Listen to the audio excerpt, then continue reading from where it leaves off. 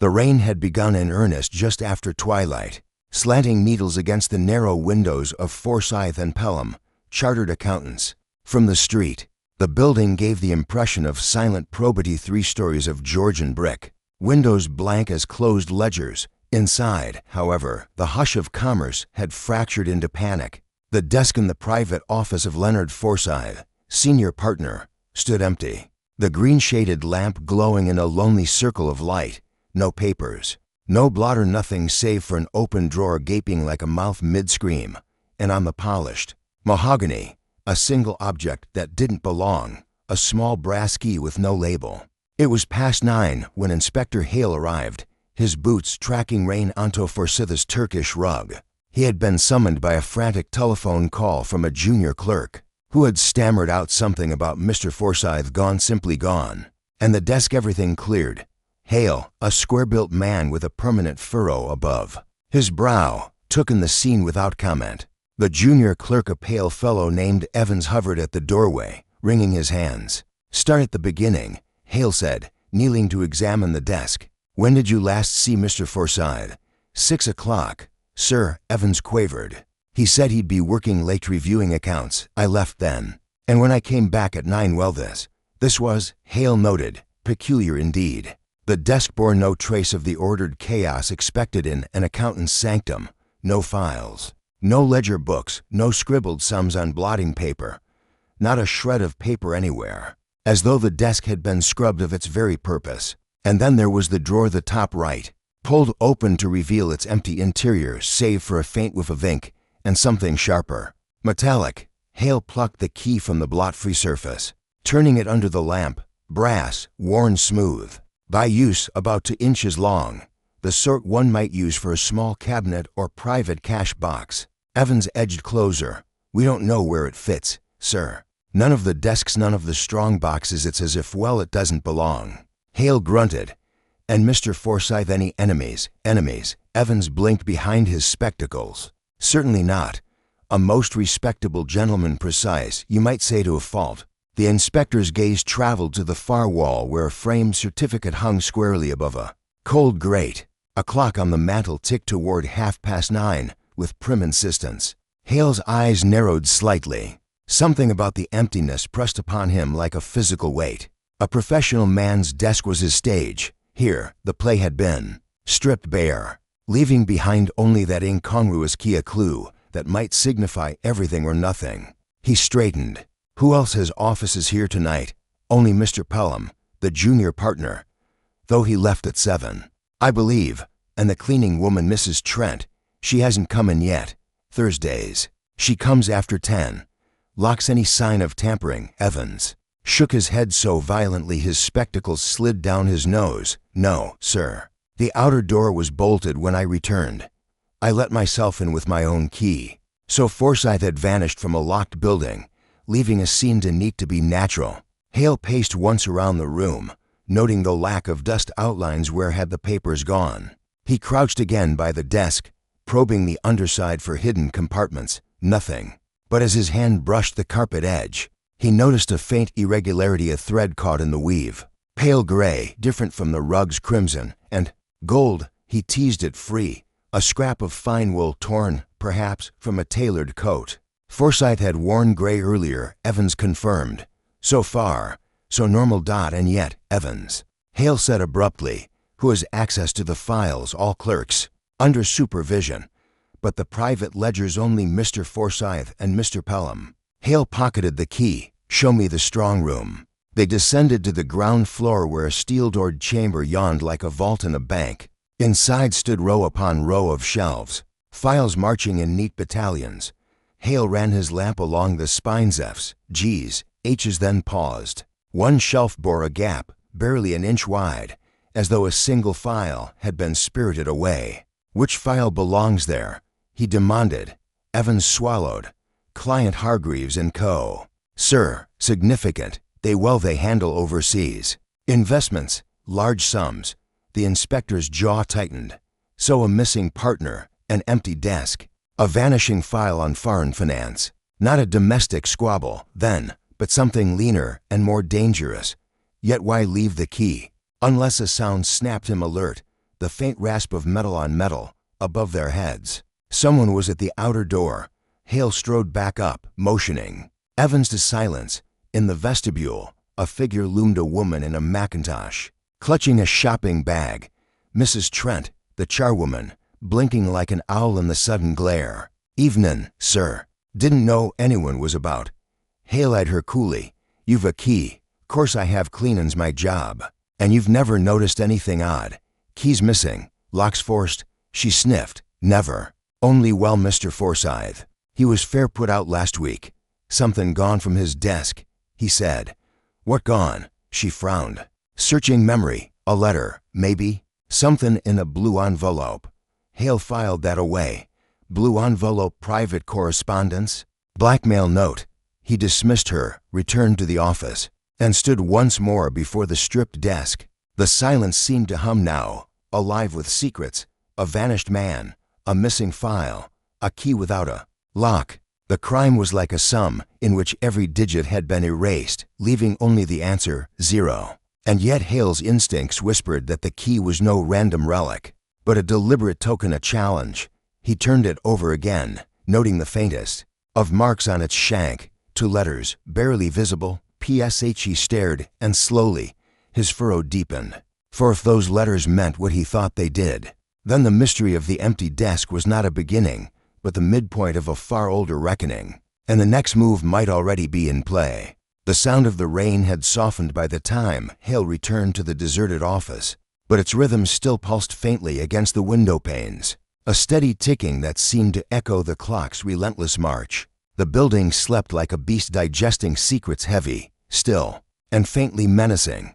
Hale stood by the empty desk, the brass key warm in his palm, and wondered whether the night would yield anything but questions. A quiet footstep broke the spell. Hale glanced toward the doorway and saw a tall, lean figure framed in the gloom, shaking water from the brim of a felt hat. His overcoat was of sober cut, his tie perfectly knotted, a man whose precision announced itself without speech. His eyes, gray and cool as river stone, regarded Hale with faint amusement. "Inspector," he said, his voice smooth and faintly ironic. "I'm told there's a mystery requiring professional curiosity and perhaps a dash of common sense." Hale's mouth tightened, though not without a flicker of relief. "Vain. You took your time." Lord Peter Wimsey stepped fully into the lamplight, his gaze sweeping the stripped desk in one swift, comprehending glance. "My dear Hale," he murmured, "if you'd rung earlier, I might have enjoyed my dinner instead of bolting it down like a man pursued by his creditors." He dropped his gloves onto a chair and came to stand opposite the inspector, eyes narrowing at the green circle of lamplight and the lone key glimmering upon the polished wood. "Forsyth's desk, I take it." He bent slightly, fingers hovering above the key but not touching. Curious. A stage cleared for the final act, leaving only the hero's prop behind. "Whose idea of drama is this?" Hale gave him the outline in terse sentences. "Forsyth last seen at 6, Evans returning at 9 to find the office locked and empty, desk denuded of papers. The key, the missing file, the cleaning woman's mention of a blue envelope." Wimsey listened with his head slightly cocked, eyes half closed, as though savoring an intricate melody. "And the strong room?" he asked at last. "One file gone, Hargreaves and Co." Said Wimsey softly. "Money always such an unoriginal motive. Yet it does keep the world spinning. And Forsyth's reputation impeccable, I presume." Hale grunted assent. Wimsey smiled faintly. "How tedious.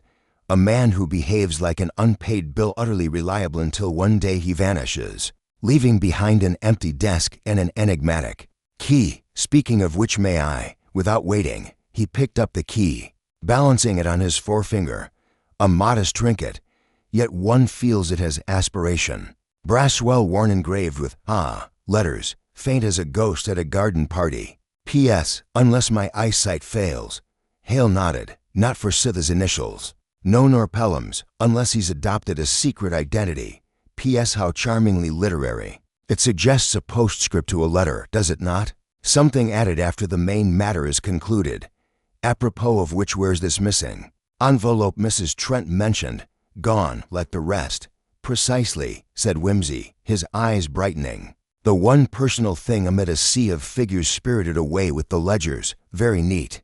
To neat, our culprit has a passion for. Tidiness, always a dangerous trait. Inspector, leads to melodrama. He strolled about the room, fingertips trailing lightly over surfaces, pausing at the mantel to study the clock. 9:30, he murmured.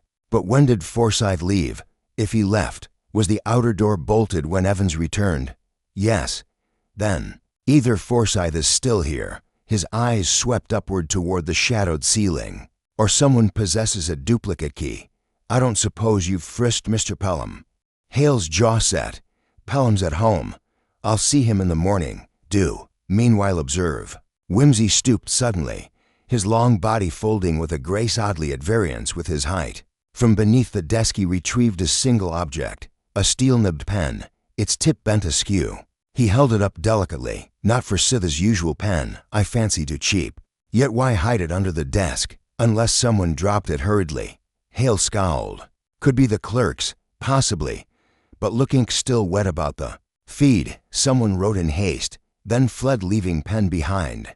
Where's the paper? Torn up, burned? Or perhaps he crossed to the grate, knelt, and stirred the cold ashes with a paper knife. A faint flake of charred blue fluttered upward like a dying moth. Whimsy's eyes gleamed. Blue paper, Hale. Our vanished envelope met a fiery end. And yet why burn the letter, but not the pen? Sloppy. Our tidy culprit suffered a lapse. He rose, dusting his knees, and turned suddenly toward Evans, who had hovered like an uneasy ghost in the doorway. My dear fellow, Whimsy said pleasantly, what did you write this evening, right? Nothing at all, my lord, Evans stammered, his pallor deepening. Whimsy smiled with the politeness of a cat regarding a canary. How refreshing. Then the pen must belong to someone else. Forgive my curiosity, it's an occupational disease. Evans muttered something about the outer office and fled, leaving Whimsy chuckling softly. So eager to escape, almost indecently so. You think he's lying? Hale demanded. My dear Hale, everyone lies. The question is about what? Evans strikes me as the sort who couldn't tell a falsehood without blushing to the rotes. He blushed, therefore he lied.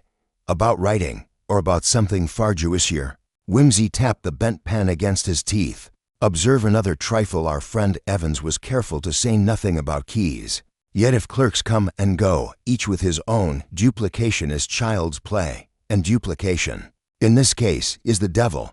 He moved toward the window, drew the curtain, and peered into the slit darkness of the street.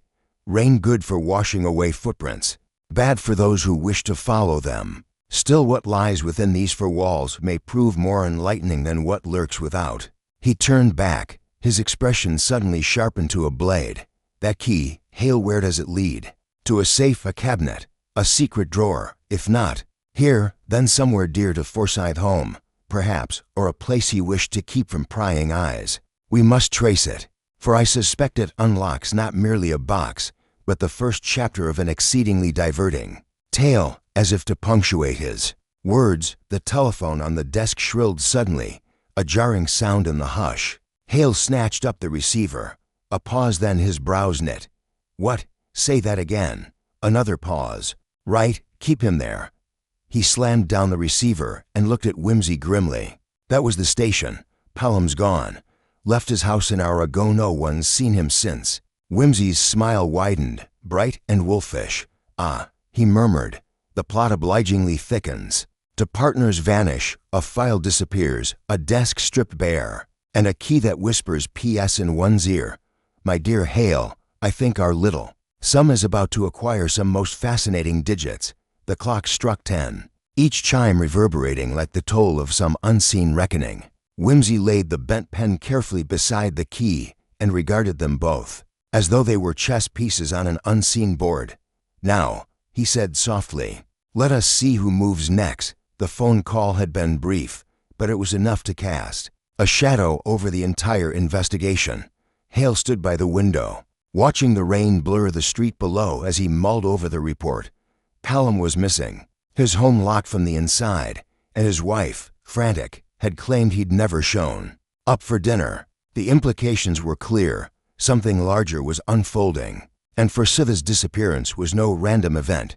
Whimsy, his gaze still fixed on the empty desk, turned back with a thoughtful expression. So, our missing partner is just as absent as the other. Remarkable coincidence, don't you think? No word from Pelham. Yet a man in his position, an accountant, mind you, simply vanishes without leaving any trail behind. It's not entirely credible, no, Hale muttered, pacing the room. It's too neat, too perfect. And perfect, as I've always said, is often the hallmark of a lie, Whimsy replied, his voice light. Now, let us unravel it. Piece by piece. Hale gave a curt nod, then grabbed his coat. I'll head to Pelham's house. I'll have a chat with the staff here, Whimsy interrupted, his tone suggesting the matter was already settled. A few questions should provide the right, shall we say, texture to this puzzle. Come along, Evans. Evans, who had been hovering near the door, started at the mention of his name. He had been standing in a corner, almost unnoticed, but now seemed to shrink under Whimsy's calculating gaze. Me, sir, Evans stammered. I can't leave the office. Whimsy arched a brow. Of course you can't, but you'll accompany me. It's quite urgent, as you'll see. As the two of them left the room, Hale's mind raced. Everything was falling into place, or was it? Pelham's absence meant something, but for Forsyth's had meant nothing less than a complete break in their system, a fundamental disruption. If Forsyth had been the methodical one, Pelham the more calculating, who could have wanted them both out of the picture, and why leave behind so many loose ends? Meanwhile, Evans and Whimsy made their way to the accounts office, where the staff continued to bustle despite the unsettling events of the evening. A few faces turned pale when they saw the inspector and his companion, and the clatter of papers seemed to quiet as if the very air had thickened with suspicion. Gentlemen, Whimsy greeted them cheerfully, a stark contrast to the tension in the room. I wonder if you'd be so kind as to help me with a few little questions about your missing boss. The clerk nearest him, a young man named Charles, shifted uncomfortably under Whimsy's gaze. We haven't heard anything about it, sir. We thought Mr. Forsyth had just left early. Whimsy smiled faintly. Of course, that's what you'd expect, isn't it? After all, there are always many reasons why a person might leave in a hurry. He caught the clerk's eye. Tell me, Mr. Charles, when was the last time you saw Mr. Forsyth? Were you here when he left? Charles blinked rapidly, looking away. I left at 5:30, sir. I didn't see him leave. I don't know anything. Of course you don't, Whimsy murmured, not unkindly. But perhaps you'd recall what he was working on before you left. His mood, perhaps? I don't recall, sir, Charles said, his voice suddenly higher, eyes darting nervously. Mr. Forsyth was always busy. Didn't talk much about work, you know? Always had a pile of files in front of him. Whimsy's eyes sharpened. Ah, files. He leaned forward. Were you ever asked to assist him with anything personal? Any requests for special attention on certain matters? Charles swallowed hard. No, sir. I'm not sure I understand. Whimsy's smile never faltered, but his eyes were like flint. Don't worry, Mr. Charles. I'm just trying to gather the details. You see, there's a small matter of missing papers, and I do believe Mr. Forsyth had a few last-minute requests about certain things. Perhaps you overheard something. I didn't, Charles began, but then stopped, his expression shifting uncomfortably. Well, now that you mention it, I heard him talking to Mr. Pelham about something, but it wasn't clear. I didn't overhear much. Whimsy's gaze never left him, but he gave a small nod. Anything about Hargreaves and Co., perhaps? Charles looked at him sharply, but quickly ducked his head. No, sir, nothing like that. Whimsy gave the clerk one last lingering look, then straightened up. Very well, Mr. Charles. We'll speak again later. You've been most helpful. Evans and Whimsy left the office, the young man's face as pale as if the inspector had caught him in the middle of something far darker than a simple conversation. Once they were back in the quiet hallway, Evans asked in a low voice, Do you think he's hiding something, sir? Who isn't? Whimsy replied, his voice light but tinged with something darker. The boy may not know it yet, but he's deeper in this than he realizes. The question is, what does he know, and how does he know it? Meanwhile, Hale had arrived at Pelham's house. It was a modest, respectable residence in a respectable neighborhood, tasteful, well-kept, and utterly ordinary. Nothing about it seemed amiss, except for the dark windows that stared back like hollow eyes. The door had been locked from the inside, and the servants, flustered and confused, hadn't seen or heard anything unusual. But Hale knew better than to trust surface appearances. He rang the bell, and after a brief pause, the housekeeper, an elderly woman with thick spectacles, let him in. "Mr. Pelham hasn't been home for hours, sir," she said, wringing her hands nervously. "He said he was going out for a walk, but that was around 7, and he never returned." Hale's eyes narrowed. "What exactly did he say before he left?" "Just that he'd be back soon, sir. I didn't think much of it at the time." But the housekeeper hesitated. "He seemed anxious, fidgety, you might say. I thought he'd had a bad day at the office. Any visitors?" "None. Not since lunchtime." "The postman came, of course." Hale nodded, turning toward the stairs. The housekeeper led him to Pelham's study, and once again, Hale felt that creeping sensation, the sense that something wasn't right. The desk was in its usual state, orderly, but a small note lay atop. A pile of documents, almost buried. Hale approached it, his breath catching as he read the few hastily scrawled words. "Meet me at the usual place. Do not tell Forsyth. Not yet." It was a clue, one that suggested someone was hiding something, and perhaps pulling the strings from the shadows. But what did it mean? Why would Pelham have written this? And who was the usual place? The puzzle pieces were slipping together, but the image they formed remained stubbornly unclear. As Hale turned the note over, he felt the sharp tug of something, another thread of deception, another truth buried just beneath the surface. Back at Forsyth and Pelham, Whimsy had already concluded his own round of questions, noting the discrepancies, the evasion, and the quiet reluctance of those who might know more than they let on. He turned to Evans, who was now wringing his hands at the edge of the room, nervously watching the detective. "There's something between those two," Whimsy muttered, half to himself, as he surveyed the room.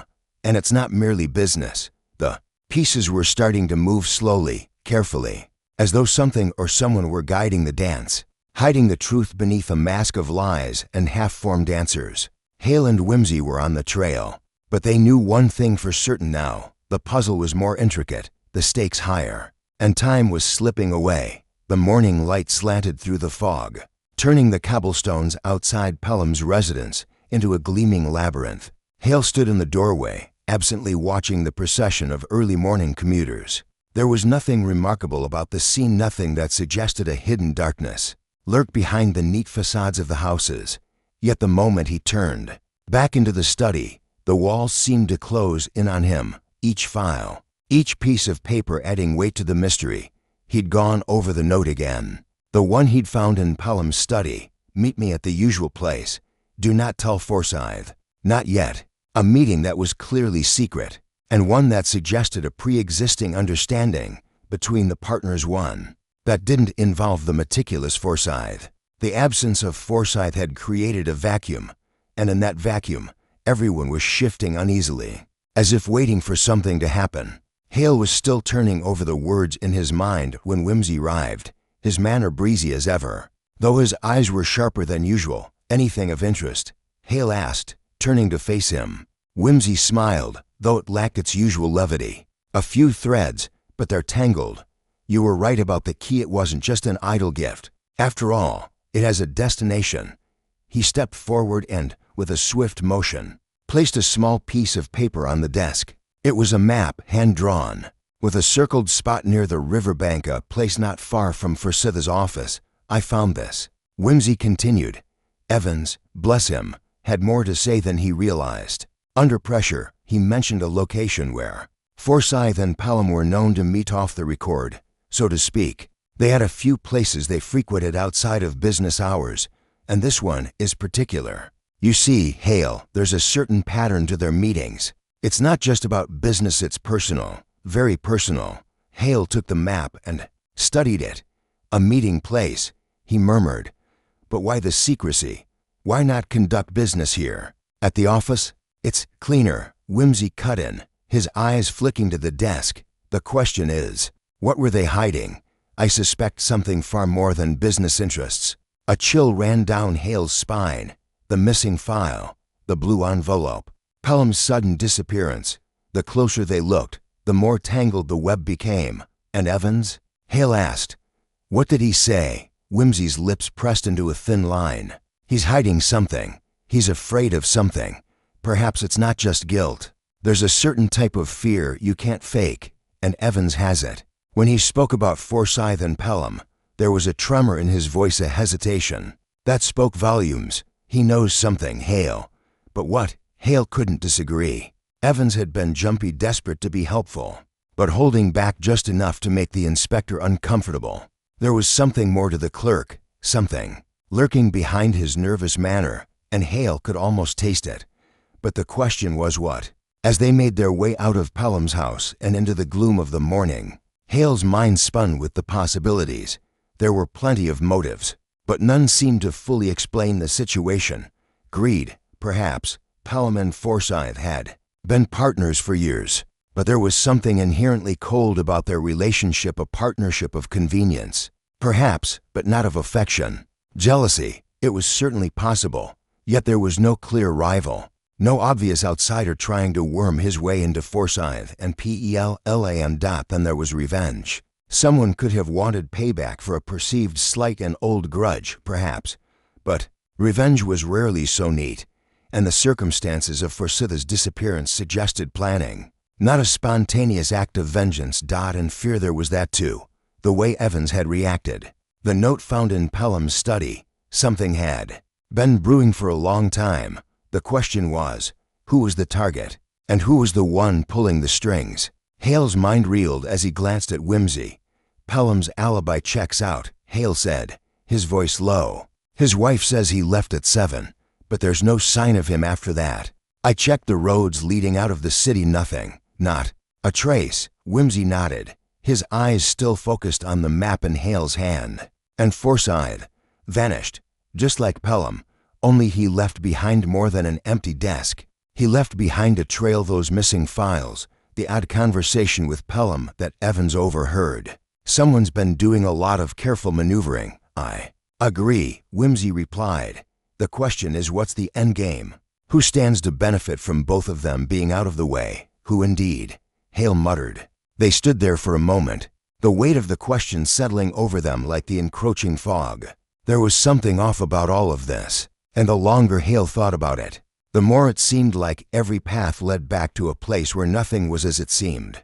The two men turned and headed for Forsyth and Pelham's office once more. The atmosphere was thick with the tension of unanswered questions. Inside, the clerks had already begun filtering back in, their faces taut with unease. But it wasn't the staff that Hale was interested in now, it was the people who hadn't been questioned yet. Evans, the clerk, had been first, but the next step had to be Pelham's wife. If the note had been meant for him, she would know something she had too. And then there was Mrs. Trent, the cleaning woman. She hadn't been quite as nervous as Evans, but she knew things. Hale was certain of it. The thought gnawed at him. The more he thought about it, the more he realized that the key to understanding Pelham and Forsyth's disappearance wasn't just in the evidence, but in the silence of the people around them. It wasn't what they said, it was what they weren't saying. Whimsy broke his reverie with a question.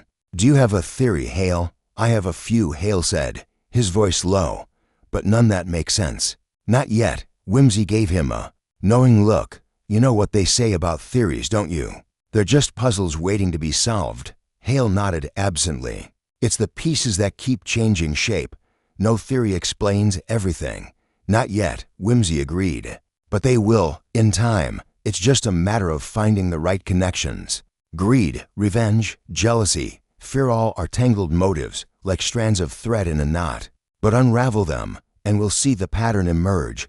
The detectives exchanged a silent glance, both understanding that they were closer to the truth than ever, but that it remained as elusive as smoke. Still, Hale couldn't shake the feeling that the truth lay just beneath the surface, waiting for the right moment to reveal itself. They would find it, one way or another, and when they did, it would answer all the questions and lead them straight to the heart of the deception that had woven itself around Forsyth and Pelham. But for now, it was a maze, one that they would have to navigate, step by step, The day had turned from mist to rain again, a relentless gray that filled the streets and seeped into the cracks of the investigation. Hale sat in his car, his fingers drumming the wheel, his mind a web of half-formed thoughts. The pieces were almost there, the alibis, the missing files, Pelham's unexplained disappearance, but something nagged at him. Something was off. Whimsy had left to follow up on another lead, but Hale remained behind. There was something in the silence of Forsyth and Pelham's office that gnawed at him, the stillness too perfect, too intentional. When the door opened behind him, he didn't startle. He had been expecting someone. Evans stood there, pale and agitated. "Inspector, sir. I think you should see this." "What now?" Hale asked, his voice tight with frustration. "I found something in the files," Evans said, voice trembling, yet with an edge of excitement. "I didn't know what it was at first, but then I realized." He handed Hale a folded sheet of paper. "It was hidden behind some accounts. I thought I'd checked all the files, but this one was buried, tucked inside a ledger from last month." Hale unfolded the paper, his eyes scanning the handwritten note. It was brief, but unmistakable in its meaning. "Meet me at the usual place. It's time." Hale's breath caught, a chill crawling down his spine. It was another note, nearly identical to the one found in Pelham's study, another piece of the puzzle. But this one felt different, a message meant for someone still in the game, for someone who wasn't missing. "Not yet." Hale stood up, his hand clenching the paper. "Where's Pelham's wife?" he asked, his voice suddenly sharper. "Get her here, now." Evans flinched but nodded. "I'll go fetch her right away." As Evans hurried off, Hale paced the office, his mind racing. The note was damning another meeting place, another sign that there was more happening than just the disappearance of two partners. Someone was orchestrating it from behind the scenes, and this time, they had to be close. 5 minutes later, Mrs. Pelham entered, her expression unreadable. She was a tall woman, her features striking in their coldness, but beneath the surface, Hale knew there was something else, something veiled in her eyes. She had been in the thick of it, whether she realized it or not. "Inspector," she said, her voice even.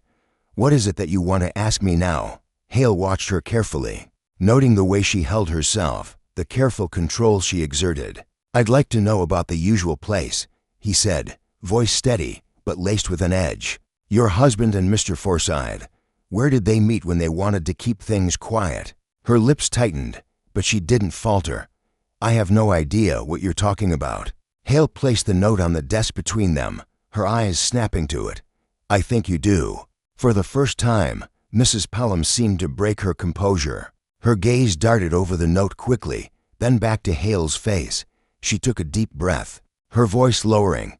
"My husband didn't want me involved in his business dealings. He said it was too dangerous, too messy. But I knew something was going on. I saw the letters, the secrecy. He wouldn't tell me where he was going, only that it was business. And now he's gone. And you're telling me you didn't know?" Hale interrupted gently. "I'm afraid I don't believe that, Mrs. Pelham, not after finding this note." She looked away, her jaw tightening. The fight seemed to drain out of her. It was a regular place, a house by the river, Forsyth and Pelham, both of them. They always met there when it got too close to the edge. It was just a place to talk business, or perhaps not business. "I never asked." "And Pelham left for the meeting that night?" Hale pressed. "Before he disappeared?" She nodded stiffly. "Yes, he said it was urgent. He hadn't wanted to." But then she trailed off, her face twisting in some quiet pain. "Then he went. Did he mention who else might be involved?" Hale's question came quick, almost desperate. "No," she said, the word soft, regretful. "He only said it was someone who could help them both, that it would all be over soon." Hale stood there for a moment, his mind working through the fragments of information. Everything was pointing in one direction now: the riverbank, the meeting place, a house, the connection to Forsyth, to Pelham, and something deeper. But it was all too neat, too well packaged. No messy human emotions, no careless mistakes. Whoever was behind this had covered their tracks too perfectly. He turned sharply, pulling his coat on. "Get someone to seal the house by the river. I need to speak to Whimsy." Mrs. Pelham's eyes widened. "You think it's all connected?" "Everything's connected," Hale said flatly. Now do as I say."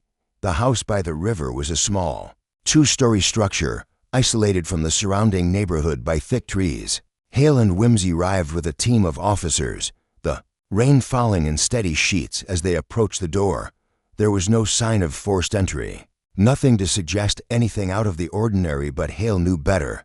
They entered cautiously, moving through the quiet rooms with practiced precision. The air inside was musty, old, untouched by time. Yet something about it felt wrong, like it had been waiting for them. A trap set just for this moment. Hale's eyes swept over the interior. There were no obvious signs of a struggle, no overturned furniture, no hint of an escape. But as they made their way to the small study at the back, he stopped dead. On the desk, another note, this one more intricate. It wasn't handwritten, but printed on a sheet of official-looking paper. A single word at the top, Pelham. The message was chilling in its simplicity. "Everything is in place. Wait for my signal." Hale turned to Whimsy, his face a study in disbelief. They were here, both of them. They set this up, every step of the way. Whimsy didn't respond immediately, his gaze drifting over the note, then back to Hale. "We were too hasty," Whimsy murmured, his voice quieter than usual. "We assumed it was over. The case, I mean. This was never just about the partners, Hale. It's bigger than that. Someone else has been pulling the strings from the very start, and we just walked right into their trap." Hale clenched his jaw. "I should have known." A false victory. The realization hit hard. The case wasn't solved. It had only just begun. The criminal was still out there, moving in the shadows, waiting for the right moment to strike. And now, with the false confidence that they had uncovered everything, they had walked right into a snare. As Hale looked down at the note, his mind turned over the possibilities. Whoever was behind this, whoever had set it all into motion, was always one step ahead. The game was far from over. It was only just beginning. The rain had subsided by the time Hale and Whimsy returned to the station, the weight of their failure still pressing down like a heavy fog. The house by the river had yielded nothing more than empty rooms and a sense of foreboding, a carefully orchestrated setup to throw them off the trail. Hale slumped into his chair, rubbing his temples as the night settled around him. They'd gotten too close, too confident. The killer, or killers, had seen them coming. The note found at the house had been a calculated message, one that suggested they were playing right into someone's hands. And now they were back to square one. Whimsy, however, was unusually quiet, pacing around the room with his hands clasped behind his back. His mind was ticking like a clock, his eyes scanning the room as if looking for something hidden in plain sight. Hale watched him, noting the shift in Whimsy's demeanor when the detective grew still. It usually meant something important was about to surface. "I don't understand," Hale muttered, rubbing his jaw. "The note we found, it's all too clean, too orchestrated. The killer is out there, and they're waiting for us to make another mistake." Whimsy stopped pacing and turned, a slow smile curling at the edges of his mouth. "Perhaps we've made the mistake already." Hale blinked, his fatigue lifting just enough to bring his focus back to the conversation. "What do you mean?" Whimsy's smile widened. "It's the obvious things that always trip us up. We've been so focused on the present, the missing partners, the mysterious notes, the house by the river, that we've forgotten something crucial." He leaned in, his voice low. "Something that happened years ago." The words hung in the air for a moment, the tension crackling between them. Hale's mind raced, trying to grasp at the thread Whimsy had just revealed. "What are you talking about?" "I'm talking about Forsyth and Pelham's history," Whimsy said. "There's a connection we've overlooked, a case from their past, one that was buried, but not forgotten." Hale frowned. "A case? What do you mean?" Whimsy nodded, his eyes gleaming with sudden clarity. "Remember when we spoke to Mrs. Pelham earlier?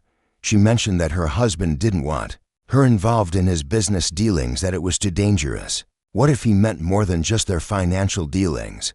What if there was something much darker, something that neither he nor Forsyth could outrun?" Hale's mind clicked into place. "The past. You think there's a connection to something they did before?" "Exactly," Whimsy said, now fully engrossed in his thoughts. "Years ago, there was an unsolved case, an old murder that was never fully investigated. A businessman, well-connected, found dead under mysterious circumstances.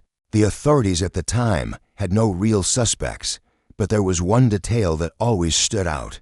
The victim, it turns out, had been involved in a shady land deal one that Forsyth and Pelham had been quietly tied to, and that was the last anyone heard of it. Hale leaned forward, his fatigue momentarily forgotten. Wait, you're saying that Forsyth and Pelham were connected to a murder, and it wasn't just coincidence? Whimsy's smile deepened. Not just coincidence. They were involved, maybe even complicit. There's a possibility that the case was swept under the rug, but it didn't stay buried forever. The ghost of that old crime has resurfaced, and now someone's using it to their advantage. Hale's mind was racing now. He remembered the old case. It had been one of those whispers in the back rooms of the police station. A name no one dared speak aloud. The businessman's death had been ruled as suicide. But Hale had always doubted it. And now, with Forsyth and Pelham's names surfacing, everything started to fall into place. So the past this old murder is connected to what's happening now. But who? Hale's voice was tense. Who's making them pay for it? Whimsy sat down across from him, his gaze far away. That's what we need to figure out. The key to everything is this old case. And someone out there knows it. Whoever is behind this is playing a long game, a game that started long before we even knew the rules. The weight of the realization settled heavily on Hale. We've been looking at the present, at the missing partners, at the notes, at the house by the river, and we've completely ignored the fact that this is all about something that happened years ago. It was never about Forsyth and Pelham being in the wrong place at the wrong time. They were marked long before any of this started.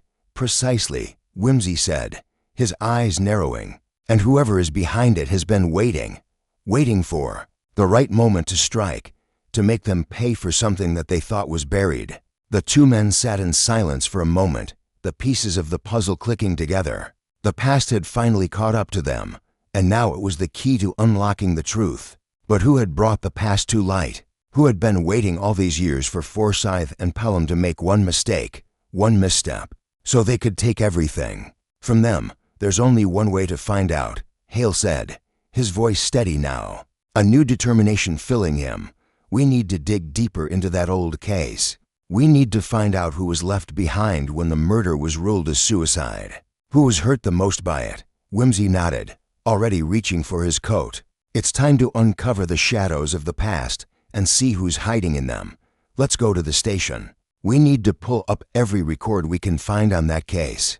And then we'll start connecting the dots. If we're right, someone's been biding their time, and we're getting close to uncovering their identity. As the two detectives made their way out of the room, the sense of urgency was palpable. The case had gone from an investigation into the disappearance of two men to something much darker. A tale of revenge that had been waiting in the wings, hidden for years. The pieces were finally falling into place, but with each piece came a deeper layer of deception. They were no longer dealing with a simple crime. They were confronting a past that refused to stay buried. The night felt colder as Hale and Whimsy entered the dimly lit archives of the police station. The faint smell of musty paper and old ink clinging to the air. They were back in the heart of the case now, surrounded by stacks of records, old case files, and years of unsolved mysteries. The atmosphere was thick with history, as if the room itself held secrets waiting to be unearthed. Whimsy flipped through a folder with slow precision, his fingers brushing over the yellowed pages of case files from the old murder. Hale stood nearby, his arms crossed, scanning the rows of documents. But his mind wasn't on the past anymore, it was on the present. Something was off. Despite the connections that were now falling into place, there was still a nagging sensation in the back of his mind. He couldn't shake the feeling that the key to cracking the case didn't lie solely in the past, but in something far more subtle. I don't know what you're hoping to find in these, Whimsy, Hale muttered, frustration creeping into his voice. The murder was years ago, and the case went cold. All these years of nothing, and now we're supposed to believe that the culprit has been waiting this long for revenge? It doesn't make sense. Whimsy looked up from the file, a knowing glint in his eye. It makes sense if you think about it differently. Revenge isn't always about immediate gratification, Hale. Sometimes it's about patience, about setting the stage and waiting for the right moment to strike. But that's the problem, isn't it? Hale snapped, We've been waiting for the right moment for weeks. The culprit already made their move twice, and now we're chasing shadows. We're looking for answers in the wrong places." Whimsy smiled, his eyes narrowing slightly. "Maybe we are looking in the wrong places, but not for the reasons you think. The answer is not in the past, Hale. It's in the present tense specifically. It's in how our suspects are reacting now." Hale's brow furrowed. What are you getting at?" Whimsy stood up, dropping the file with a quiet thud. "You're chasing facts, my friend. But facts can be manipulated. People can lie, mislead, and obscure the truth with the right words. But reactions are harder to fake." "Reactions?" Hale repeated, a flicker of realization sparking in his mind. "You think someone's been hiding something by controlling their words?" "Yes," Whimsy interrupted, his voice taking on a more intense tone. "But people give themselves away in ways they don't even realize. It's time we turn the tables. Hale, we've been following their script. Now it's our turn to write the play." Hale paused, trying to grasp what Whimsy was suggesting. It hit him like a bolt of lightning. "You want us to provoke them, get a reaction, see who cracks." Whimsy's smile was sharp, almost predatory. "Exactly." The next morning, Hale and Whimsy put their plan into action. They had already identified 3 main suspect sevens: the anxious clerk, Mrs. Pelham, and Charles, the young man who had given them the most useful, yet suspicious, information about Forsyth and Pelham's private meetings. All of them had their roles to play, but none had yet revealed their true colors. It was time to make them show their hand. They started with Evans. The clerk was as jittery as ever when Hale and Whimsy walked into his small office. He stood up quickly, nervously wiping his palms on his trousers, clearly expecting something. "Bad, Evans, we need to talk," Hale said, his voice calm, but with a weight that made the clerk wince. "About the missing files." Evans blanched. I told you everything I know.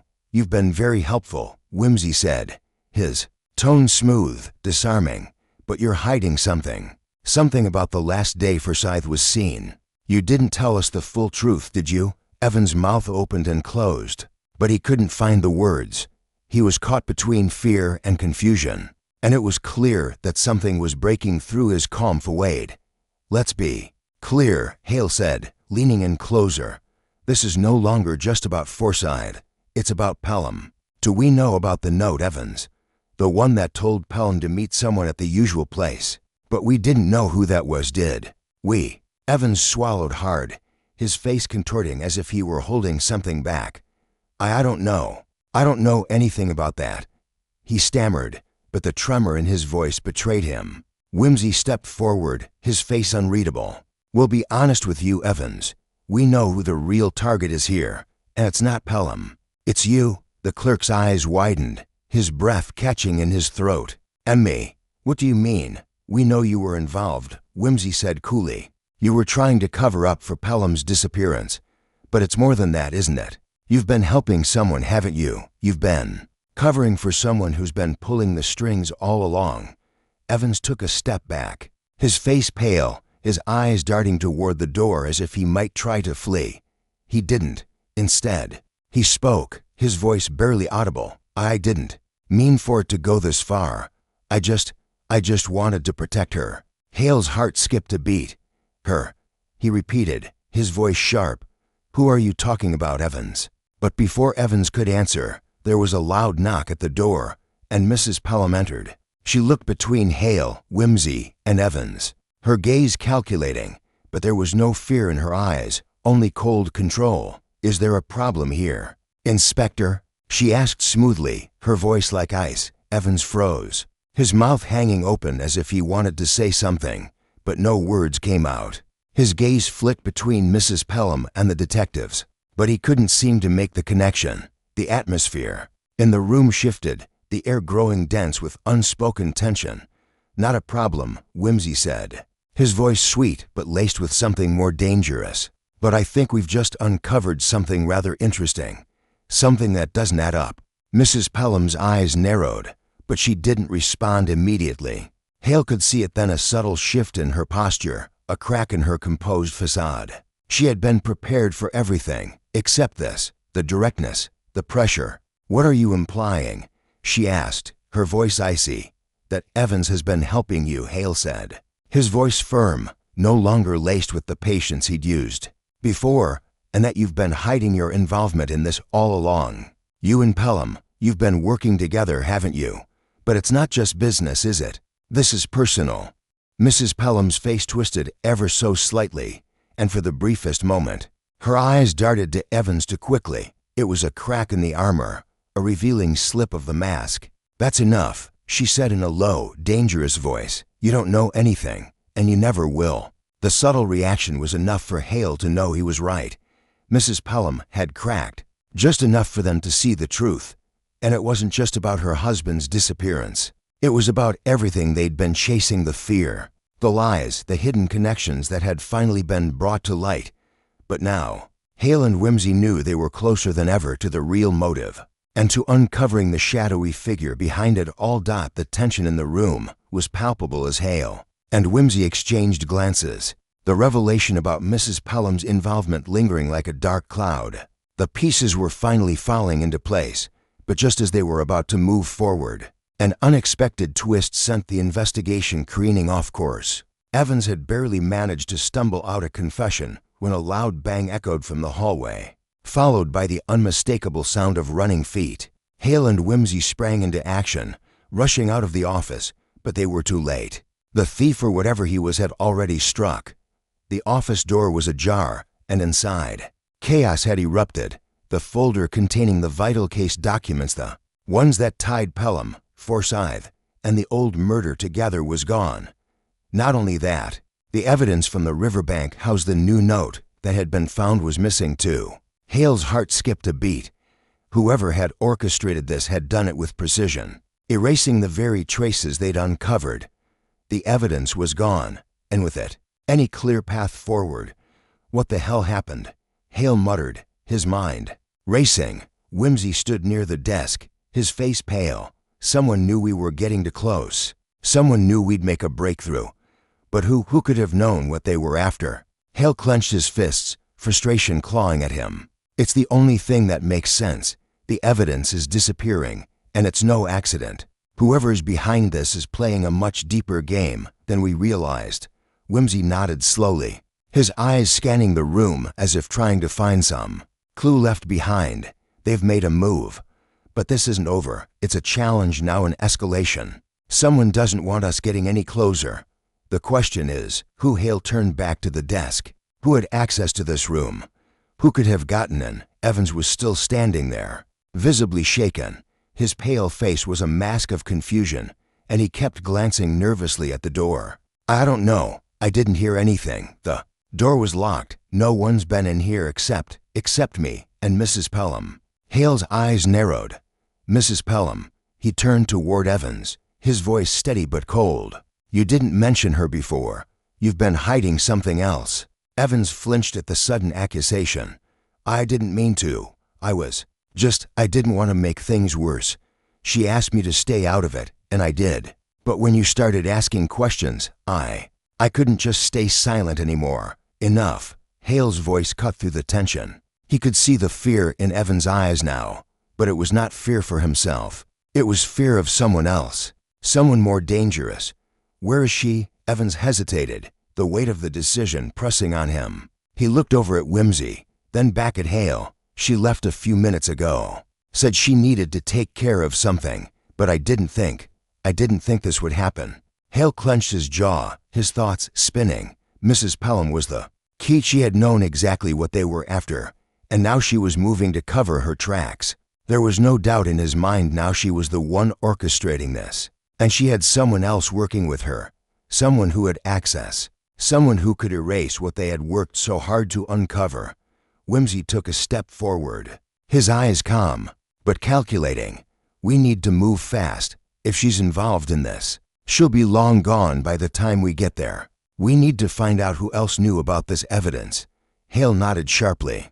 "Get a team together. We'll check her house and the usual place. If she's working with someone else, we'll find them, but we're not leaving any stone unturned. We need to recover that evidence." The tension only grew as they moved swiftly through the streets.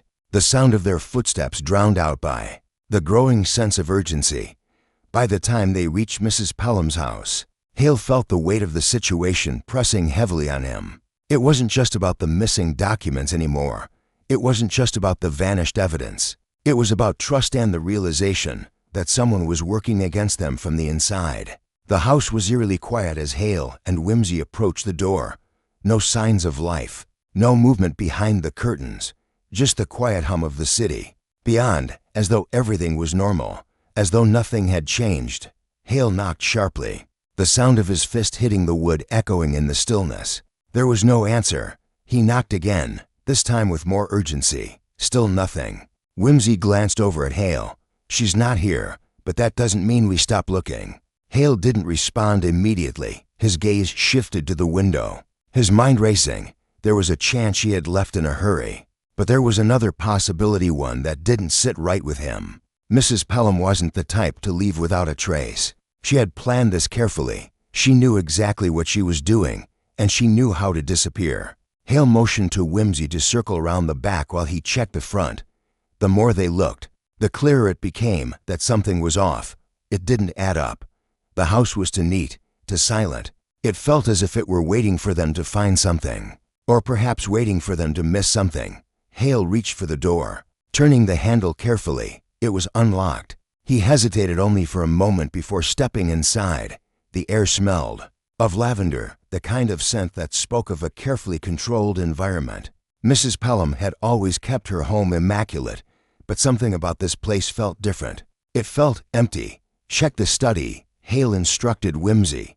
"I'll take the bedroom." They moved swiftly through the house, their steps muffled by the thick carpet. When Hale entered the bedroom, his eyes immediately fell on the vanity. The drawer was slightly open, the contents hastily shoved inside. He approached it slowly, his instinct screaming that this was where the answer lay, inside. He found what he was looking for, a torn-up letter, its edges frayed as if someone had torn it in a hurry. He flattened it out carefully, piecing it back. Together, the writing was slanted, rushed, definitely not a letter of apology or remorse.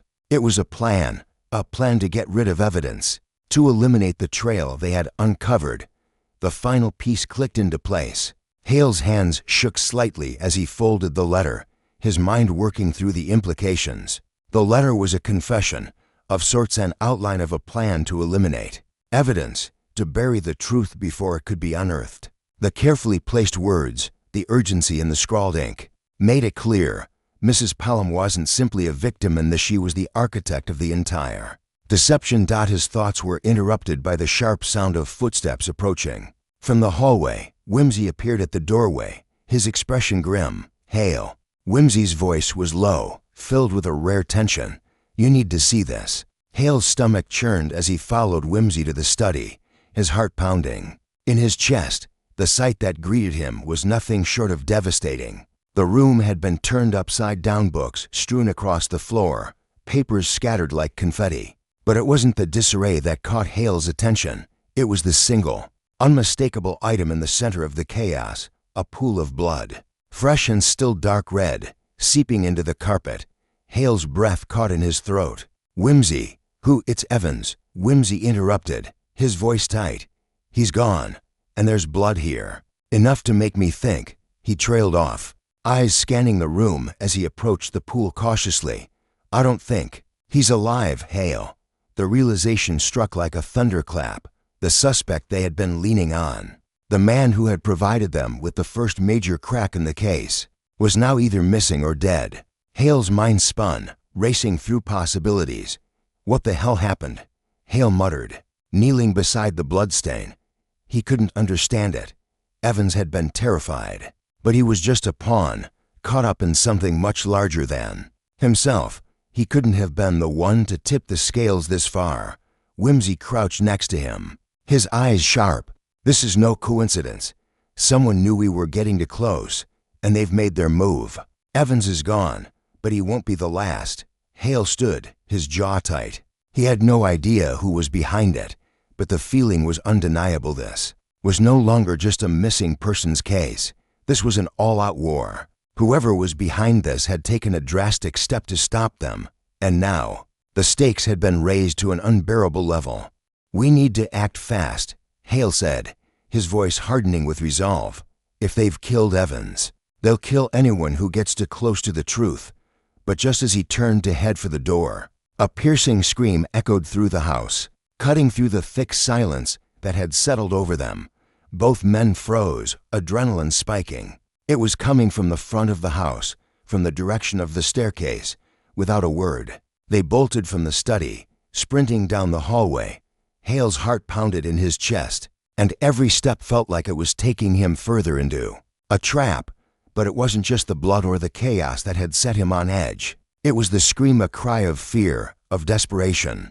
They rounded the corner of the hallway just in time to see Mrs. Pelham standing at the top of the staircase, her back to them. She was staring down at something, her hands trembling at her sides. Hale stepped forward, his hand instinctively reaching for the gun holstered at his waist. "Mrs. Pelham," he shouted, his voice ringing out through the silence. Her head snapped toward him, and for a moment, Hale thought he saw something cold, something that hadn't been there before. But it was gone as quickly as it had come. I didn't do it," she said, her voice barely more than a whisper. "It wasn't me." Hale's eyes narrowed, confusion pulling at his gut. "What wasn't you?" But she didn't answer. Instead, she turned slowly, her eyes wide with terror, staring down at the floor. Hale and Whimsy followed her gaze, and the blood drained from Hale's face. There, at the base of the stairs, lay the body of Evans. The scene was worse than anything Hale could have imagined. Evans' lifeless form was sprawled at an unnatural angle, his eyes wide open in a final expression of fear. The blood around him was dark and pooling in a way that suggested he'd been dragged. His death had not been quick. Whimsy cursed under his breath. "Someone got to him before we did. They didn't want him talking." Mrs. Pelham's voice trembled. "I didn't." She stopped, her lips quivering as she looked up at them. "I didn't know who to trust, but now he's dead." Hale finished, his mind racing. "And it's not over. Whoever did this is still out there, Mrs. Pelham, and they're not stopping until they've wiped out everyone involved." The air in the room grew colder, the shadows lengthening around them. The case had taken a sharp turn, no longer just about uncovering secrets, but about preventing more death. "You need to tell us everything," Hale said, his voice hardening. "Who else is involved? Who are you working with?" But before Mrs. Pelham could answer, the sound of a door slamming open from the back of the house startled them all. Hale whipped around, instinctively reaching for his gun. A figure stepped into the doorway, silhouetted against the dim light of the hallway. It was a man tall, his face obscured by the shadows, and then he stepped forward, revealing a familiar face. It was Forsyth, but something was different about him. His face was grim, his eyes cold and unreadable. He held something in his hand, an old, worn file. "I didn't expect to see you here," Forsyth said, his voice low, his gaze flicking over Hale and Whimsy. "But I suppose I shouldn't be surprised. You've been getting too close to things you shouldn't be." Hale's mind spun. "What the hell is going on, Forsyth? What is all of this?" Forsyth's lips twisted into something between a smirk and a grimace. "You've been chasing the wrong story, but it's too late now. You'll never stop what's already in motion." Before Hale could respond, the man turned and walked out of the room, disappearing into the shadows, leaving behind a chilling promise. The night had descended into an even deeper silence. The house, once full of energy and movement, now seemed like a tomb. Hale stood in the middle of the room, his mind spinning with the events that had just unfolded. The body of Evans, the blood-stained staircase, the sudden appearance of Forsyth. Everything felt wrong. The pieces of the puzzle were scattered, but the picture remained elusive. And yet, as Hale stood there, something clicked, almost imperceptibly. It was the smallest detail, the one thing that had seemed insignificant at first. Mrs. Pelham's face, pale, terrified, kept flashing before his eyes. The way she had looked at Evans before the scream, the fear in her eyes when she mentioned not knowing who to trust. Whimsy, standing near the door with his arms crossed, looked over at Hale. His sharp gaze had already locked onto the same realization.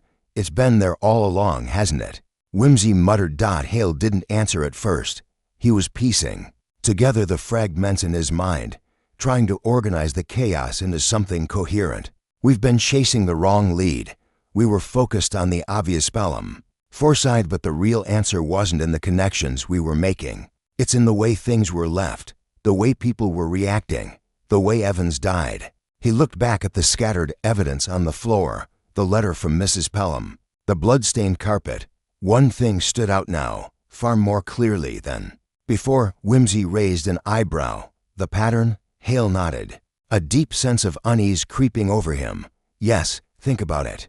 The way everything was orchestrated, the way the killer has been moving, the meticulous planning. Each crime is a message, but not just a random one. It's about control. The people involved are not the end goal. They're part of the manipulation. The real message is deeper than that. He started pacing, his thoughts aligning with a quiet certainty. Evans wasn't just a loose end. He was a pawn, and he was disposed of in a way that would send a message, not just to us, but to someone else entirely. Whimsy leaned forward, his fingers tapping the side of his head as he thought it through. Who would want to send a message like that? Hale stopped, his eyes narrowing. He had a hunch, a feeling that had been simmering in the back of his mind for hours, but it hadn't fully formed until now. It's about fear. The people we've been looking at, they're afraid, not of the victim, not of us, but of something much bigger. They're trying to cover their tracks, to protect themselves from the one person who has been controlling everything all along. Whimsy's expression shifted, his gaze sharpening. You're saying we're missing someone who's been pulling the strings from behind the scenes? Hale nodded, feeling the weight of the truth settling in. Exactly. We've been chasing shadows, thinking the answers were right in front of us, but they've been in plain sight all along. The key to everything, the pattern we've been looking for, was in the way people reacted, in the details they overlooked. His voice grew quieter, the pieces coming together with an unsettling clarity. It's about the manipulation of fear. The killer hasn't just been killing, they've been planting fear, creating chaos, and waiting for us to follow the wrong leads. And now, they've made their move. They've removed the one piece of the puzzle that could have made everything click. Whimsy stood silently, processing the gravity of Hale's words. So what now? Hale paused, looking over at the body of Evans, the blood still fresh on the floor. We need to find out who's been pulling the strings, who's been behind all of this from the start. The realization hit hard, like a punch to the gut. The killer wasn't just someone trying to eliminate evidence. They were someone with power, someone who could orchestrate an entire series of events, manipulating everyone around them. We've been looking in the wrong places, Hale murmured. It's not about the people involved, it's about the ones who aren't. The investigation turned into something more than just uncovering a murderer. It became a race to stop a mind that had been calculating their every move.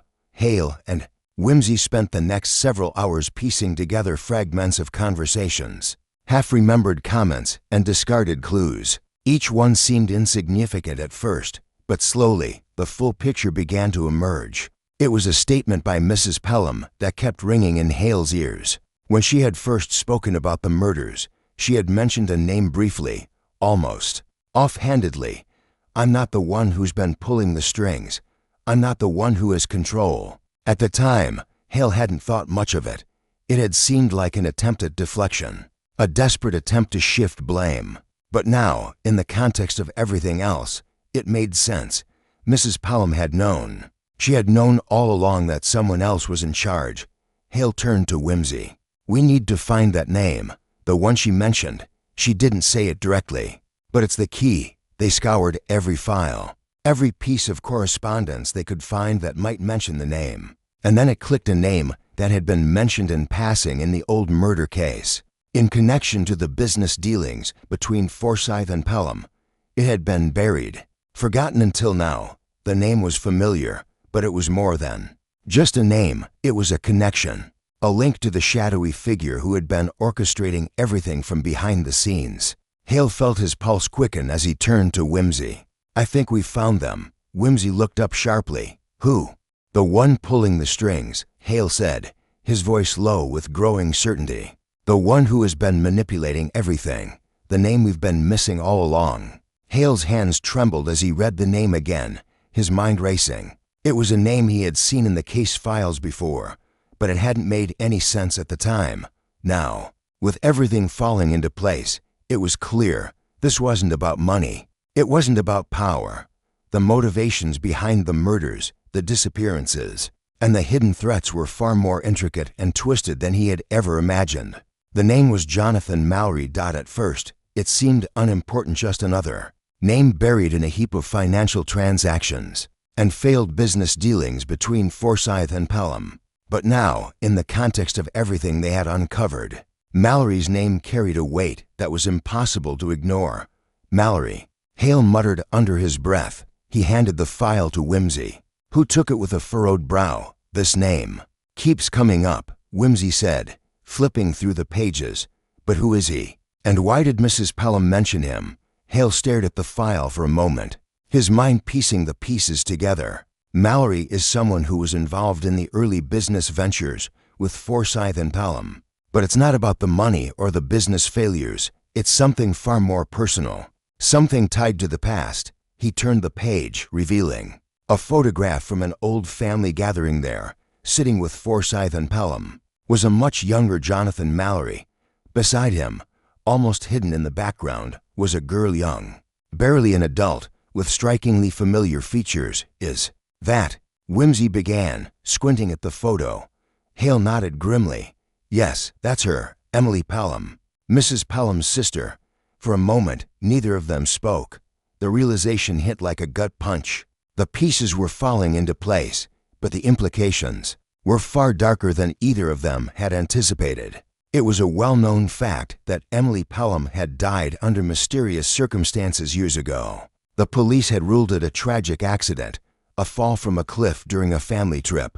But Hale had always suspected there was more to the story. Now, with Mallory's connection to the Pelham family, it became clear Emily Pelham's death was no accident. It had been orchestrated, and Jonathan Mallory had been at the heart of it. Mallory killed her, Hale whispered, his voice filled with a mix of disbelief and anger. He killed Emily Pelham. Whimsy's face hardened as he began to understand. But why? What was the reason? Hale closed his eyes for a moment, trying to collect his thoughts. The reason has always been there, in plain sight. Mallory's obsession with Emily Pelham, his jealousy of her relationship with Forsyth. It was more than just a crush. It was a twisted obsession. Mallory was in love with Emily, but Emily was already in love with Forsyth. She was set to marry him, and Mallory couldn't stand it. He couldn't accept that she chose Forsyth over him. Whimsy sat back, his mind racing. So, Mallory killed Emily then. But how does this all connect to the murders and the disappearances? Hale shook his head, the gravity of the situation beginning to settle over him like a heavy fog. Mallory couldn't live with the guilt of what he did. He had to bury the truth. He manipulated everyone, Forsyth, Pelham, even Mrs. Pelham, to keep the truth hidden. He got involved in their business dealings, took control of their finances, and used that as a way to keep them under his thumb. But none of it was enough. He couldn't escape his own mind. The murder of Emily Pelham wasn't just an act of passion, it was the foundation of everything that had followed. Mallory's guilt had festered over the years, driving him to more extreme actions to cover up his past. The disappearances, the murders, it was all part of Mallory's obsessive need to erase the truth, to silence anyone who might uncover what he had done. Hale's thoughts raced as the full scope of the case unfolded. Mallory's motive wasn't about wealth or revenge, it was something deeper, far more psychological. Mallory had been trying to rewrite the past, to bury the truth about Emily's death, to make sure no one ever found out that he was the one responsible. That's why he's been controlling everything, Hale said quietly. He's been manipulating everyone involved in this case because he doesn't want anyone to find out that Emily's death was no accident. He's been killing people to silence them, to prevent them from uncovering the truth. Whimsy looked at Hale, his expression a mixture of disgust and understanding. That's why he killed Evans. Evans knew something, maybe not everything, but enough to put the pieces together. And when he started talking, Mallory couldn't let that happen. Hale nodded. Exactly. He's been hiding in plain sight, manipulating everyone to keep his secret buried. But it's not just about the murders. It's about control, his need to control the narrative, to make sure no one ever uncovers the truth about Emily's death. Jesus, Whimsy said, his voice low. This is far more twisted than I thought. Hale didn't respond at first. His mind was already racing ahead, calculating their next move. We need to find Mallory. We need to stop him before he can do more damage. But even as the words left his mouth, Hale felt a deep unease. Mallory was smart, calculating. He'd been 2 steps ahead of them the entire time. And now, with everything laid bare, Hale knew they had only one chance to catch him before it was too late. Hale stood in the shadows of the alleyway, his mind racing as the pieces of the puzzle locked into place. He had known from the beginning that this would come down to a final confrontation. Jonathan Mallory was no ordinary criminal. He was a man driven by something far deeper than revenge or greed. He had been hiding in plain sight, carefully orchestrating every move, manipulating everyone around him with the precision of a chess master. But now, the trap was set, and Hale wasn't going to let him slip away. Whimsy had arranged for a discreet meeting with Mallory, under the pretense of an exchange that would help him cover up his tracks. Hale had watched Mallory from the moment he stepped into the room, his every move scrutinized. There was no doubt in Hale's mind that Mallory was a man accustomed to control, but the look in his eyes betrayed something darker: panic. Even if he couldn't admit it yet, as they had suspected, Mallory hadn't been content just to kill and manipulate. He had pushed everything to the brink, using his power to bend people to his will. But now that the truth was emerging, he was beginning to realize that he couldn't control the outcome any longer. The walls were closing in, and it was only a matter of time before his carefully constructed world came crumbling down. Hale's grip on the edge of the wall tightened as he watched Mallory step into the room, his confident stride masking the unease in his eyes. The final piece was in place. He had evidence, motive, and the confession waiting to unfold. Whimsy gave a subtle nod, signaling the start of the confrontation. "Mr. Mallory," Hale said, stepping forward, his voice cool, "deliberate. We've been waiting for you." Mallory froze for a split second, his body language shifting from controlled to defensive. He smiled thinly, his expression far too practiced. "Waiting for me, detective? I don't think you understand the situation here. It's you who's been running around, chasing shadows." Hale's eyes narrowed, but he remained composed. "No, it's you who's been hiding the truth. We know what you've done. We know what you've been trying to erase." Mallory's smile faltered. Just for a moment, Hale saw at the crack in the armor. The man who had manipulated, controlled, and lied had just been faced with the reality of his own unraveling. "I don't know what you're talking about," Mallory said, his voice trembling slightly now, though he fought to keep it steady. "You have no idea what you're accusing me of. It's all a game, a misunderstanding." "A misunderstanding?" Hale's voice was cold, unyielding. "You've been playing a dangerous game, Mallory, but the truth is, you never thought we'd get this far. You never thought we'd figure it out. But we did." Mallory's eyes flicked to the corner of the room, his mind calculating an escape. His hand hovered near the pocket of his jacket, where Hale knew he carried a weapon. It didn't matter. Mallory was trapped now, and he knew it. "You're wasting your time," Mallory said, his voice lower now, the facade slipping further. "You've already lost. Do you think you can stop me? Do you think you're the first one to try?" "We're not trying," Whimsy added from behind Hale. "We already know, and there's nowhere for you to go." Mallory's eyes darted between the two detectives. His breathing grew quicker, his gaze narrowing as he assessed the situation. He was cornered, but he wasn't ready to give up just yet. He moved swiftly, his hand shooting into his pocket. But Hale was faster. With a swift motion, he drew his own weapon, the weight of the situation making his movements steady and precise. "Don't even think about it," Hale said, his voice as sharp as the gun's barrel aimed directly at Mallory's chest. Mallory froze, his eyes locked onto Hale's. "You think you've won, don't you? You think you've figured it all out, but you have no idea what's really going on here. You think I killed Emily Pelham. You think it was just about a woman, about jealousy. No, Hale, it was never about that." Hale's heart skipped a beat. He had expected Mallory to resist, to try and deny his involvement, but this was different. Mallory wasn't trying to hide the truth anymore. He was taunting them, trying to control the narrative one last time. Then what was it about? Hale asked, his voice hardening. Why go this far? Why kill, manipulate, lie? Mallory's lips curled into a bitter smile. You still don't get it. You never will. It was about control. It was about making sure everything I had built wasn't destroyed. You have no idea what it's like to lose everything. To watch the people you love turn their backs on you. Forsyth, Pelham, they all betrayed me. I made them pay for that. Hale's eyes hardened. And Emily, Mallory's face twisted, his expression momentarily losing its mask. She was the one who got away. She was the one I couldn't control. I had to make sure she never left me. She was supposed to be mine, but she chose him. The venom in Mallory's voice was unmistakable now. The obsession, the twisted love he had harbored for Emily Pelham, his need to possess her, to control her, was the catalyst for everything that had followed. The murders, the lies, the manipulation, it had all stemmed from that one dark desire. She was never yours, Hale said, his voice cutting through the tension. You were willing to destroy everything and everyone just to hold on to a past that never was. Mallory's eyes flickered with a dangerous gleam. You think I care about your moral judgments? I did what needed to be done. You're the one who's wasting your time, trying to stop me. You can't stop what's already been set in motion.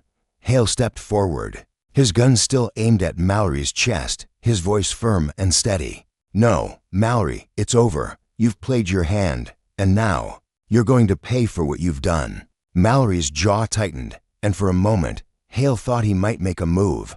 But then, something shifted in his expression, a mixture of resignation and fury.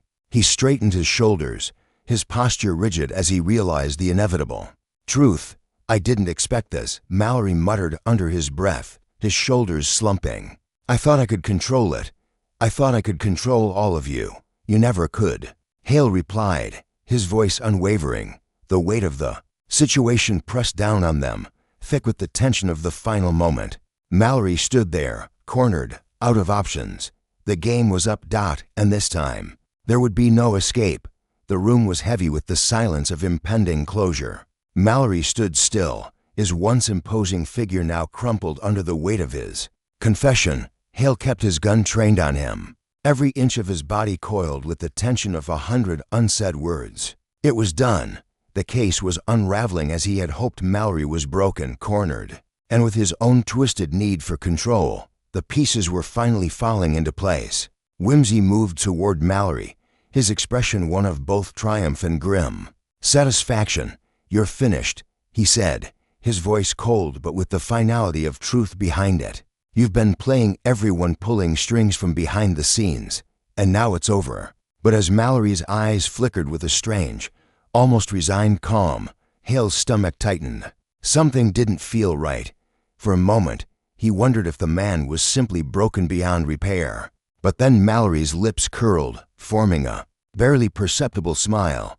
I'm not the mastermind, Mallory said softly, his voice filled with a strange clarity. I was never the one pulling the strings. Hale's mind froze. It was a whisper, barely a hint of truth, but it landed with the weight of an anvil. What are you talking about? Hale asked, his voice tight. He stepped closer, narrowing his eyes. Mallory lifted his gaze, his expression now unreadable.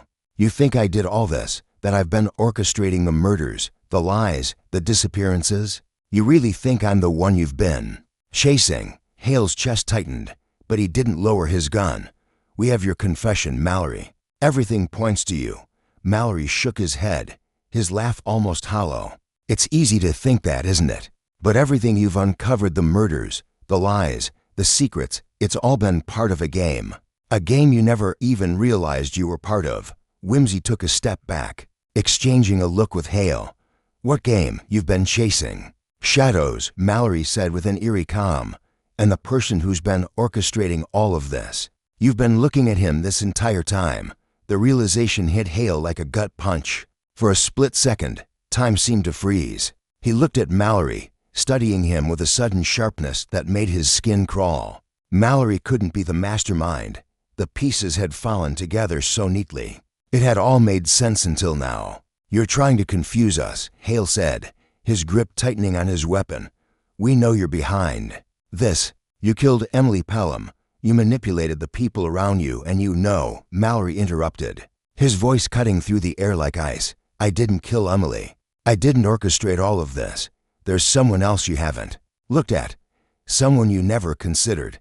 A cold sweat ran down Hale's spine. It wasn't possible. He had checked every angle. Every lead had pointed to Mallory. Every piece of evidence, every witness, every slip of information had circled back to him. But now, in the quiet of the room, something clicked in his mind. He was missing something. There was a thread he hadn't pulled. Who? Hale demanded, his voice quiet, steady. Mallory hesitated, his eyes briefly flicking toward the door before returning to Hale. "It's Forsyth." The name hit Hale like a thunderclap.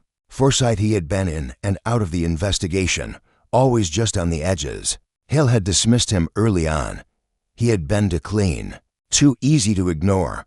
But Mallory's words weren't just an accusation. They were the final twist, the reveal that shattered everything Hale had thought was true. "You're lying," Hale said. But the words felt weak now, even to him. "I wish I was," Mallory replied, his tone bitter. "But the truth is, Forsyth knew everything. He knew what I did to Emily. He knew how I felt about her, and he used that against me." Whimsy's expression twisted in confusion. "You're saying Forsyth manipulated you into all of this?" Mallory's eyes narrowed. "It wasn't manipulation. It was much worse than that. He's been controlling everything from the beginning. Emily's death, the business deals, the murder of Evans. Forsyth is the one who orchestrated it all. You've been chasing me, thinking I was the mastermind, but you've been looking in the wrong direction. Forsyth has been playing you all along." Hale's mind reeled, trying to piece it all together. But why? Why would Forsyth do this? Mallory's lips curled in a twisted smile. Because Forsyth didn't care about Emily. He didn't care about any of us. He cared about one thing: power. He needed to keep control over everything, over Pelham, over the business, and when I became a threat to that, he eliminated me. Hale's grip on his gun loosened slightly. His mind was a whirlwind of fragmented thoughts. Mallory's words were both chilling and plausible. Forsyth had always been the one person who had never seemed to fit. The one person who had been too untouchable, too perfect in his role. The clean, calculating businessman, the kind of man who could hide in plain sight, manipulating the people around him with ease. But now, as Mallory's words settled in, Hale could feel the shift in the atmosphere. The game had been rigged from the start. They had been chasing a criminal who had been nothing more than a pawn in a much larger scheme. Forsyth had planned everything from Emily's death to the destruction of anyone who threatened his power. And now, as Hale stood in the room, he knew that everything they thought they knew was a lie. Forsyth wasn't just a businessman. He was a master manipulator, pulling strings from the shadows while everyone else danced to his tune. "Where is he now?" Hale asked, his voice calm but edged with urgency. Mallory chuckled softly, the sound dark and bitter. "You really think you'll find him? He's already gone. He's always 3 steps ahead. Always has been." "Where?" Hale demanded again, the edge of desperation creeping into his voice. Mallory didn't respond. He didn't have to. His eyes spoke volumes. Forsyth was already long gone, and Hale was too late. In that moment, Hale felt the cold weight of failure. Everything had led to this. He had been manipulated by Forsyth every step of the way. And now the man had vanished into the darkness. The case wasn't over. It was only just beginning. The room was still, the weight of the revelation hanging like a thick fog. Hale's pulse thudded in his ears as he processed Mallory's words, each one like a hammer to the chest. Forsyth had been behind everything. The murders, the manipulations, the deaths, they had all been part of a larger, darker plan. Hale stood motionless, Mallory's confession lingering in the air. There was no denying it now. The entire investigation, the months of chasing shadows, had all been leading to one conclusion.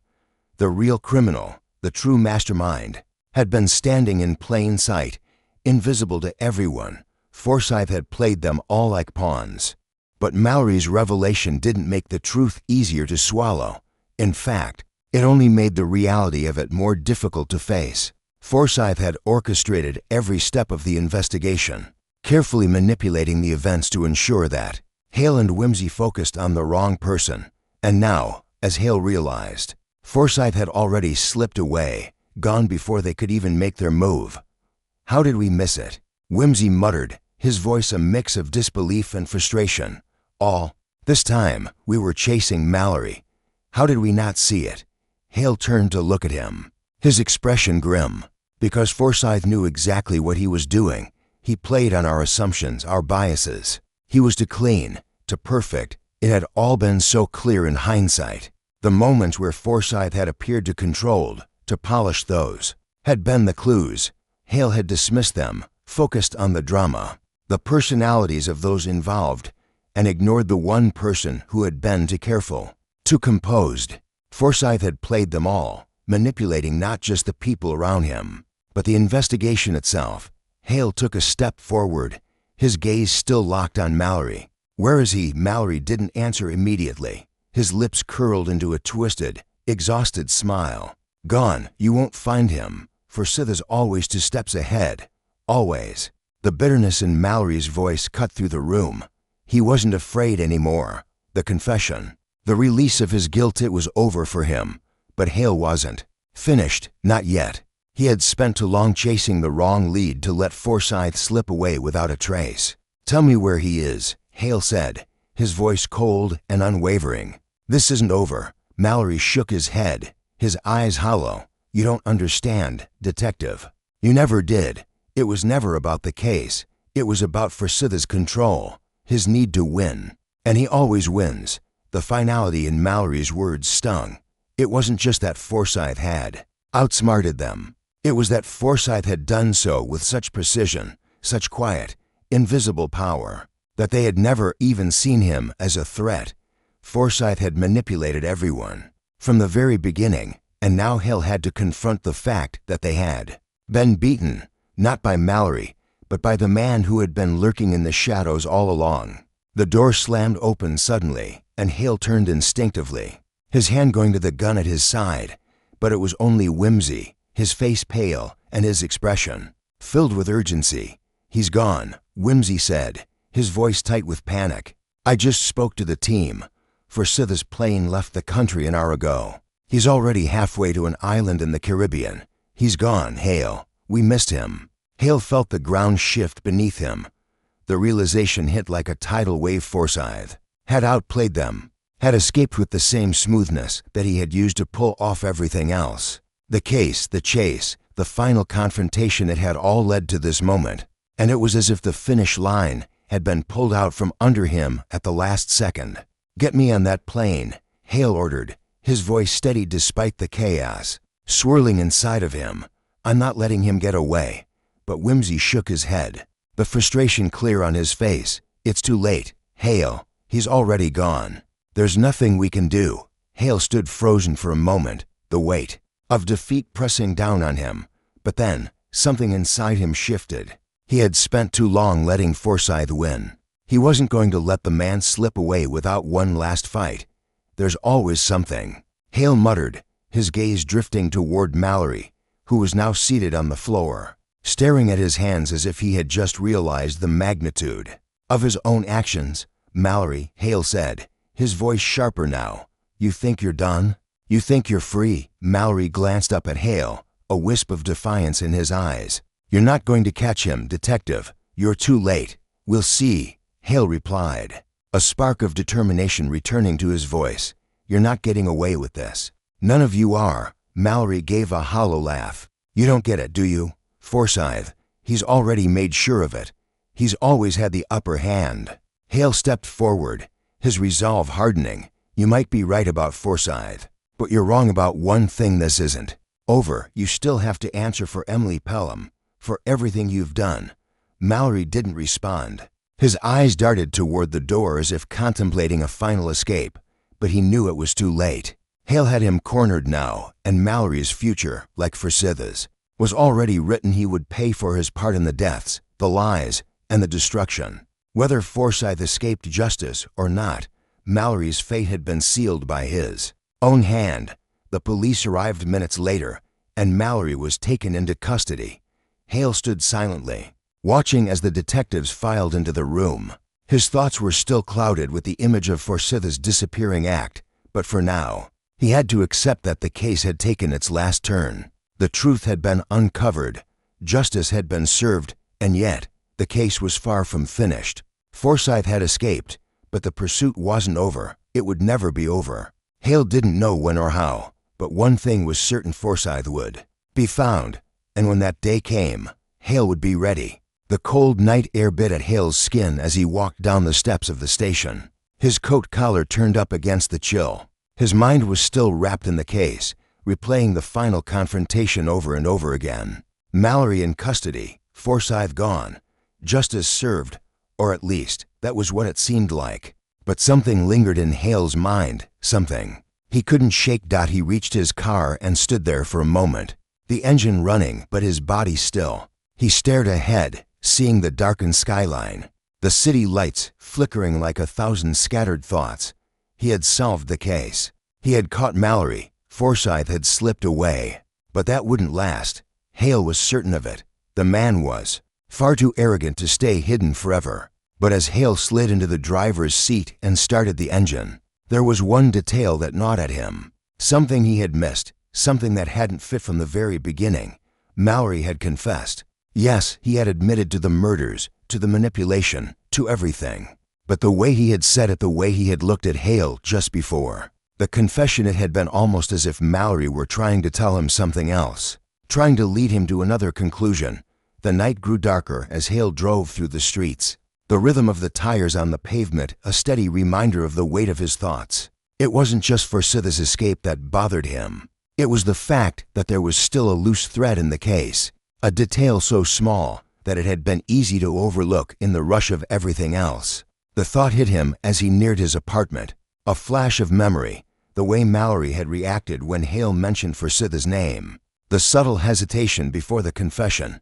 It had been a calculated pause, a moment where Mallory seemed to gather himself before answering.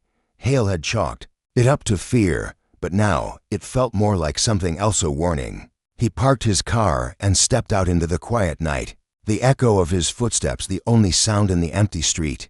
It was a sound that felt too loud, too heavy in the stillness. Hale stopped just outside his building, looking up at the dark windows of his apartment. Something was off.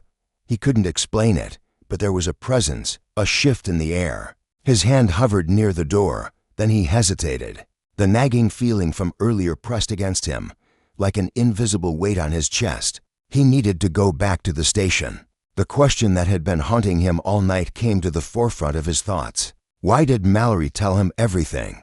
The confession had been too easy, too clean. Mallory had given them everything they needed, as if he were eager to be caught. That didn't make sense. No criminal, especially one as calculating as Mallory, would simply confess without a reason. And Forsyth Hale wasn't so naive as to believe Forsyth's escape was the end of the story. There was something more to it. Mallory's confession had been a carefully crafted piece of theater, designed to lead Hale right into Forsyth's web. But why? What was the game Mallory had been playing? Hale didn't have the answers yet, but he would. He turned on his heel and walked toward his car, the unease growing with every step. It was almost as if someone else were pulling the strings, not just Forsyth, but someone in the shadows who had been orchestrating things all along. Someone who was still out there, waiting. He drove back to the station in a daze, the streets flying by in a blur. The lights from the city seemed to flicker with a strange urgency, casting long shadows that stretched across the pavement. His thoughts circled, each one tightening like a noose around his neck. The case was over, yes, but it wasn't finished. There was more to discover, more to uncover, more to expose. The door to the station opened with a soft creak, and Hale stepped inside, the quiet hum of the office filling his ears. There were still a few detectives at their desks, some sipping coffee, others lost in paperwork. But Hale barely noticed them. He headed straight for his desk, where the case files still lay, scattered across the surface. He sat down, flipping through the pages again, the familiar weight of the investigation now feeling strangely foreign.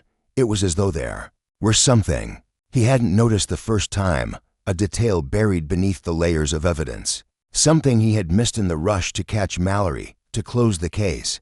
The names of the victims, the witnesses, the police reports, they were all there. And yet, something was wrong. Then he saw it. A small, seemingly insignificant note at the bottom of one of the victims' reports, written in the margins. A piece of paper that had slipped through the cracks during the investigation. The handwriting was unfamiliar, but the message was chilling. The key is the clock. Hale's heart skipped a beat as he read it again, his mind scrambling to make sense of the cryptic message. The clock. What did it mean? What was the connection?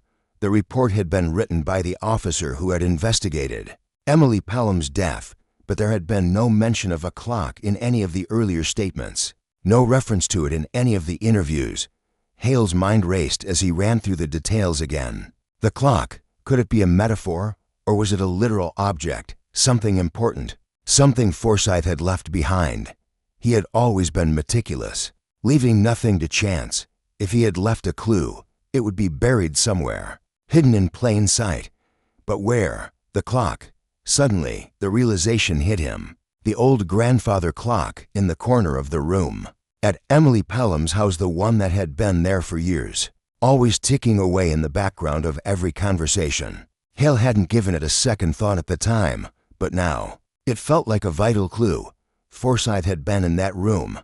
He had been there when Emily died. And if that clock held the key, it could change everything. Hale stood abruptly, the chair scraping against the floor. The officers at their desks looked up, startled by his sudden movement. "I need to check something," Hale said, his voice steady but urgent.